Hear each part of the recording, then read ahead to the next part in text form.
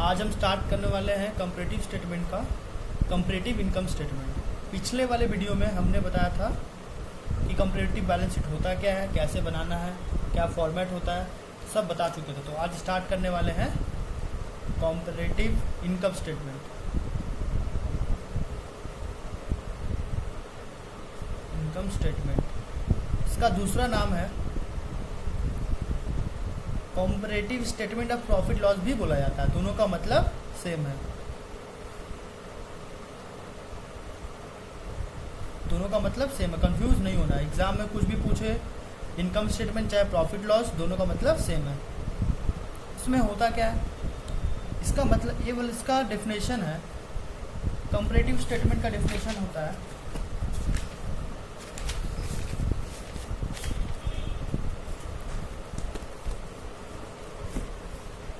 से देखो, statement of profit and loss और income statement shows the financial performance, that is net profit earned or net loss incurred by the company during the year.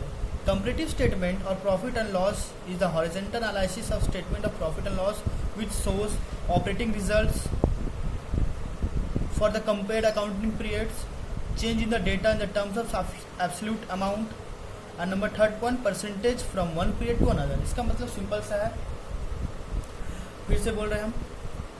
Comparative statement of profit loss क्या बताता है, चाहे income statement, यहाँ से हमको profit और loss का पता चलता है, प्रॉफिट या लॉस का पता चलता है, पहला पॉइंट। ठीक है, दूसरा क्या करता है, हेल्प टू कंपेयर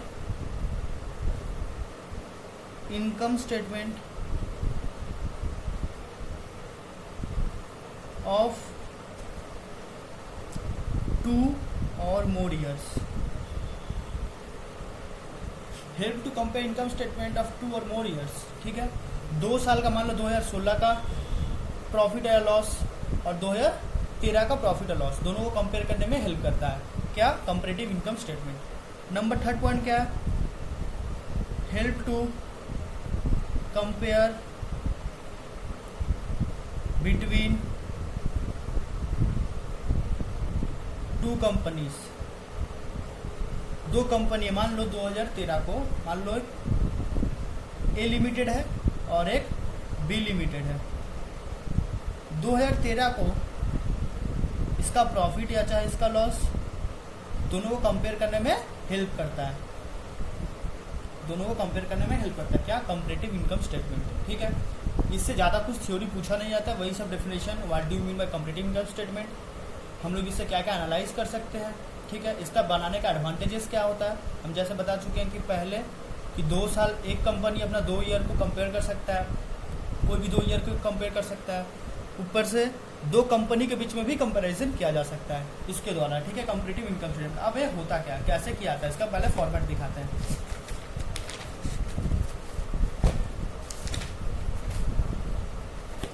इसका फॉर्मेट हो गया ये वाला, अच्छे से देख लो, ये वाला पूरा फॉर्मेट है इसका। ठीक है ना,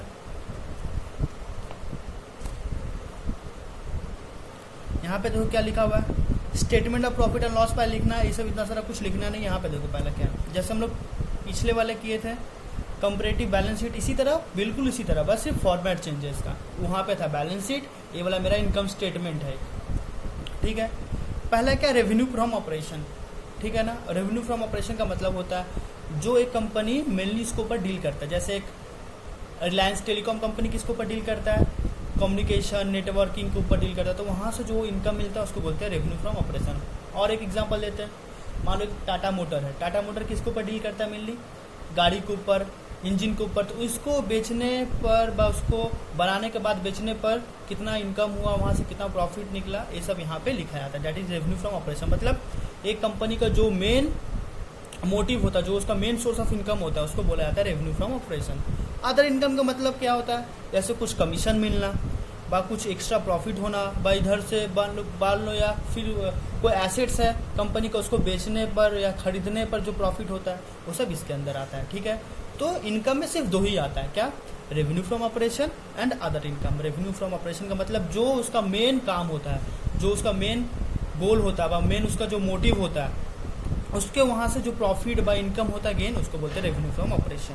और अदर इनकम का मतलब होता है जो दूसरे जगह, जो दूसरा सोर्स हो, अदर सोर्सेज, जैसे हम बताएं एसेट्स का बेचना या खरीदना, ठीक है, चाहे कुछ कमीशन मिलना, ठीक है, तो इसके अंदर अदर इनकम आता है, ठीक है। तो दोनों को मिलकर बनता है टोटल रेवेन्यू। यहाँ पे देखो लिखा भी हो 1 + 2, that means revenue from operation plus other income, दोनों को मिला के बनता है टोटल रेवेन्यू, ठीक है। टोटल रेवेन्यू का मतलब हो गया मेरा पूरे साल का इनकम, ठीक है। उसके बाद क्या है, खर्चा। खर्चा में क्या क्या आता है, बहुत कुछ होता है। ये दो चीज़ को छोड़ के जितना भी कुछ रहे सब उसको खर्चा के अंदर डाल देना।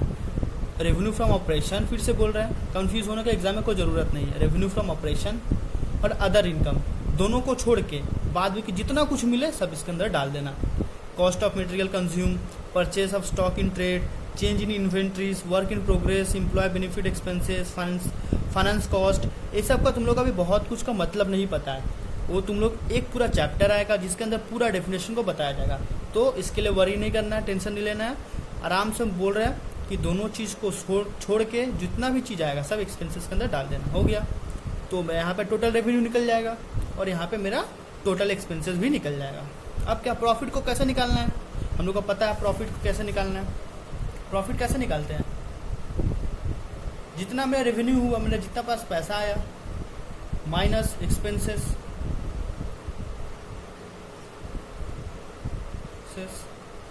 ठीक है ना, ये इसका फॉर्मूला हो गया।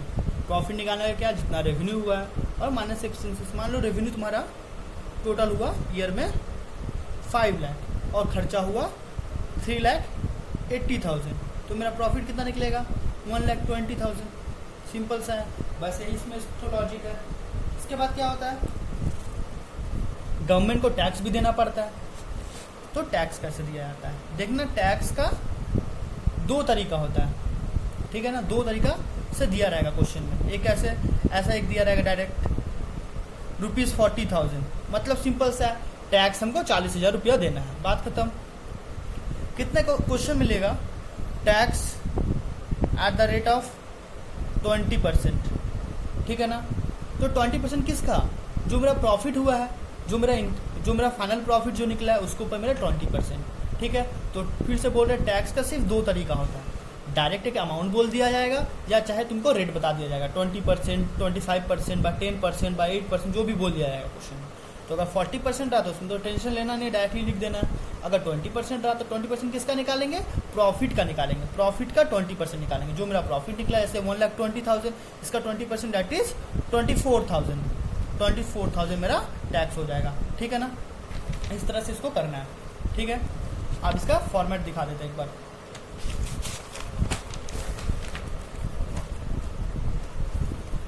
एक क्वेश्चन लेते हैं पहले,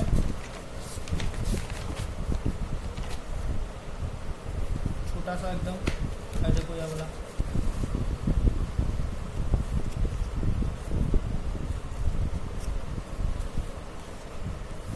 क्वेश्चन नंबर 6 क्या दिया हुआ, रेवेन्यू फ्रॉम ऑपरेशन 31 मार्च 2014 को, ये वाला मेरा रेवेन्यू फ्रॉम ऑपरेशन का वैल्यू, और 31 मार्च 2013 को 1,20,000 था, 1 लाख नॉट 1,20,000, 12 लाख और 15 लाख, 15 लाख और 12 लाख दिया हुआ है। अदर इनकम 30,000 रुपया 2014 को और 20,000 रुपया 2013 को। कॉस्ट ऑफ मटेरियल कंज्यूम, हम क्या बोले थे, दोनों चीज़ को छोड़ के जो भी चीज़ होगा, दोनों चीज़ को छोड़ के जो भी चीज़ होगा that is cost of material consume, वो किसके अंदर आएगा, एक्सपेंसेस के अंदर आएगा। तो बनाएंगे कैसे, देखो ध्यान से, इसका फॉर्मेट देखो कैसे, जैसे हम लोग कंपैरेटिव बैलेंस शीट किए थे ऑलमोस्ट वैसा ही है, और कुछ नहीं करना है। ये हो गया पर्टिकुलर्स,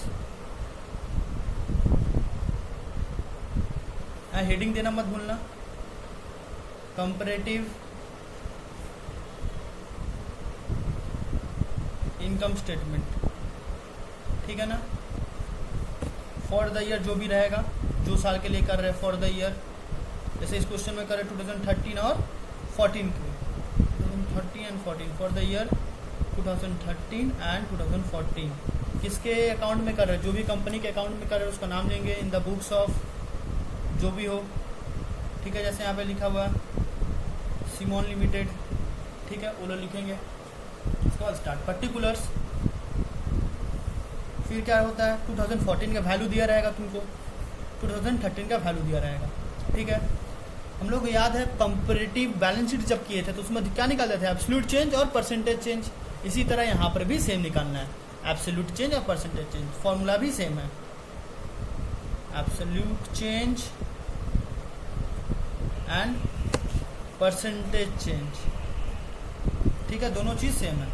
कैसे करेंगे, हम लोग को पता है एब्सोल्यूट चेंज कैसे निकालते हैं, current year minus previous year. ठीक है, और परसेंटेज चेंज कैसे निकालते थे, याद है, absolute change divided by previous year into 100। ये इसका फॉर्मूला था, जो फॉर्मूला था उसमें इसमें भी सेम फॉर्मूला है, चेंज कुछ भी नहीं हुआ है। एब्सोल्यूट चेंज में current year minus previous year और परसेंटेज चेंज में absolute change bye previous year into 100। ठीक है, अब ध्यान से देखो, सबसे पहले यहाँ पे लिखना है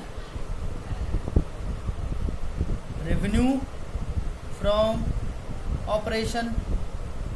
कोशिश करना कि एक लाइन में हो जाए, ज़्यादा बेटर रहेगा। मैंने आपको कॉपी थोड़ा छोटा पड़ गया इसलिए मेरा हो नहीं रहा, पर चेष्टा करना कि एक ही लाइन में कवर हो। ठीक है, कितना था, 15 लाख। ठीक है, और 2013 में कितना था, 12 लाख। ठीक है, दूसरा क्या है, अदर इनकम। अदर इनकम में कितना है, 30,000 और यहाँ पे कितना है, 20,000। ठीक है, अब हेडिंग क्या देना है, एक्सपेंसेस। एक्सपेंसेस के अंदर क्वेश्चन के अंदर क्या था, सिर्फ कॉस्ट ऑफ मटेरियल कंज्यूम, मतलब एक ही सिर्फ है खर्चा और कुछ नहीं है। तो एक्सपेंसेस के अंदर देंगे कॉस्ट ऑफ मटेरियल्स कंज्यूम्ड। ठीक है, कितना है, 2014 में 7 लाख रुपया और 2015 में 2013 में 5,50,000। ठीक है, ये वाला हो गया, ये तो क्वेश्चन में दिया हुआ है। हम क्या बोले थे, सबसे पहले टोटल इनकम निकाल लेना है और टोटल खर्चा निकालना, दैट इज टोटल एक्सपेंसेस। दो चीज़ हमको निकालना पड़ेगा। सबसे पहले यहाँ पे लिख देते हैं टोटल इनकम कितना है, 1.5 लाख, सॉरी 1.5 लाख, 15 लाख और 30,000, दैट इज 15,30,000। ठीक है, इसमें कितना है, 12 लाख। तो 2013 में क्या है, 12 लाख और 20,000, तो दैट इज 12,20,000। ठीक है, इसके बाद क्या है, इसी तरह हम लोग को टोटल निकाल लेना है, इसका भी टोटल एक्सपेंसेस का भी निकाल लेना है। इसका तो टोटल करने का ज़रूरत नहीं है, सिर्फ कहा है कि एक ही आइटम है, तो यहाँ पे डायरेक्ट लिख देंगे 7 लाख और यहाँ पे 5,50,000 हो गया। अब क्या बताए थे हम, ये अगर हो जाए, इसके बाद यहाँ पे क्या निकालना है, सबसे पहले प्रॉफिट कैसे निकालते हैं हम पहले बता चुके हैं। क्या करना है, इनकम को एक्सपेंसेस से माइनस करना, निकल जाएगा। तो 2014 में मेरा इनकम कितना था, टोटल इनकम 15,30,000 और एक्सपेंसेस कितना था, 7 लाख। तो यहाँ पे क्या लिख देंगे, अगर 15 लाख, ऐसे लिखना नहीं है, कैलकुलेटर में कैलकुलेट करके लिखना, बस तुम लोग को फर्स्ट टाइम में समझ आया, भूल ना जाओ, इसलिए यहाँ पे लिखा रहे 15,30,000 माइनस 7 लाख कितना होता है, 8,30,000। ठीक है, 8,30,000 रुपया प्रॉफिट हुआ, कब, 2014 को। ठीक है, इसी तरह 2013 का भी सेम निकालना है। 2013 को क्या है, इनकम कितना हुआ मेरा, 12,20,000 और खर्चा कितना हुआ, 5,50,000। इसी तरह यहाँ पर भी लिखते हैं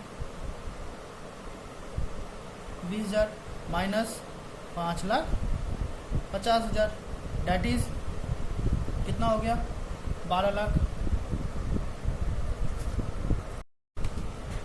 तो यहाँ पे क्या था, 5,50,000 और मेरा इनकम था 12,20,000 और 5,50,000, तो माइनस करेंगे तो बचेगा 6,70,000। ठीक है ना, ये वाला मेरा अमाउंट हो गया। अब क्या है, इस क्वेश्चन में टैक्स बोला नहीं है, पर हम अगर अज्यूम करते हैं कि टैक्स को अगर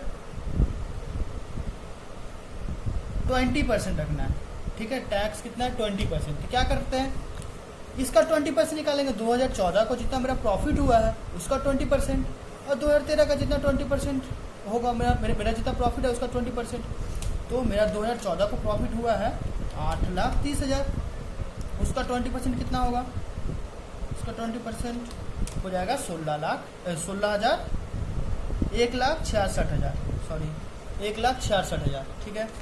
उसके बाद क्या है, 2013 को प्रॉफिट हुआ 6,70,000, उसका 20% निकालना है, डैट इज़ 1,34,000, 1,34,000। बस यही आंसर है, ख़त्म यहाँ तक, ठीक है। ये दो चीज़ हम लोग को निकालने हैं, क्या क्या? एक प्रॉफिट निकाले हैं, दूसरा टैक्स निकालना है, ठीक है। बाद में कि ऊपर वाला सब तो चीज़ क्वेश्चन में दिया रहेगा, सिर्फ हम लोग को यहाँ पे टोटल इनकम निकालना होता है, टोटल एक्सपेंसेस और प्रॉफिट टैक्स, काम खत्म। अब आ जाओ एब्सोल्यूट चेंज कैसे निकालते हैं, परसेंटेज चेंज कैसे निकालते हैं। हम एक सिर्फ दिखाते हैं बाद में कि जैसे हम लोग कंपैरेटिव बैलेंस शीट में किए थे बिल्कुल सेम है। क्या है? Current minus previous. तो करंट में क्या है? 15 लाख और 2013 में है 12 लाख। तो डिफरेंस कितना हो गया? 15 माइनस 12 दैट इज 3 लाख। काम खत्म। इसी तरह 2014 में अदर इनकम कितना था? 30,000 और 2013 में 20,000। तो माइनस करेंगे 30,000 से 20,000 दैट इज 10,000, ठीक है। अब यहाँ पे भी क्या करना? Total income. तो इनकम टोटल ऐड कर लेते हैं, कितना है? इसको नहीं भी ऐड करने से चलता है, रुक जाओ देख लेते हैं एक बार। हाँ ऐड कर सकते हैं, ऐड कर लेना है यहाँ पे। तो क्या यहाँ पे 3 लाख और 10,000 दैट इज 3,10,000, 3,10,000। काम कंप्लीट। उसके बाद क्या है? कॉस्ट ऑफ मटेरियल कंज्यूम में कितना था? 2014 में 7 लाख और 2013 में 5,50,000। तो डिफरेंस कितना हो गया? 1,50,000 का, 1,50,000 का। इसका भी टोटल कर लेते हैं। यहाँ पे सिर्फ एक ही आइटम है तो इसको टोटल करने का कोई ज़रूरत नहीं है, सेम अमाउंट कॉपी कर देना है। हो गया। अब देखो यहाँ पे प्रॉफिट में, प्रॉफिट क्या है 2014 का? 8,30,000 और 2013 क्या है? 6,70,000। तो माइनस कर लेते हैं, current minus previous that is 1,60,000, 1,60,000, ठीक है। वाला भी हो गया। उसके बाद क्या? टैक्स का भी डिफरेंस माइनस कर लेते हैं। टैक्स क्या था? 2014 को टैक्स देना पड़ा 1,66,000 दैट इज 1,66,000 और 2013 में कितना देना पड़ा? 1,34,000। तो डिफरेंस निकालेंगे करंट माइनस प्रीवियस का, दैट इज 32,000। हो गया। तो मेरा एब्सोल्यूट चेंज का काम पूरा कंप्लीट हो गया। एब्सोल्यूट चेंज में सिर्फ बार बार बोल रहा है कुछ नहीं करना, current minus previous, current minus previous और कुछ नहीं करना है। अब एब्सोल्यूट चेंज में कैसे करते हैं? एब्सोल्यूट चेंज में क्या है? सॉरी परसेंटेज चेंज में क्या है? Absolute change divided by previous year into 100। तो एब्सोल्यूट चेंज कितना निकला पहला वाला का? 3 लाख। तो 3 lakh divided by previous year में कितना था? 1,20,000 इंटू 100। ऐसे एग्जाम में लिखना नहीं है, यहाँ पे कैलकुलेटर में सिर्फ कैलकुलेटर के इसका वैल्यू पुट करना है। बट तुम लोग का फर्स्ट टाइम है, याद रहे ताकि इसलिए हम करवा रहे हैं, ठीक है। तो 30,000 divided by 30,000 sorry 3 lakh divided by 12 lakh into 100 that is 25%। इसका कितना है? 25%। इसी तरह इसका भी निकालना है। 10,000 डिवाइडेड बाई 20,000 इंटू 100 कितना आएगा इसका? 50%, ठीक है।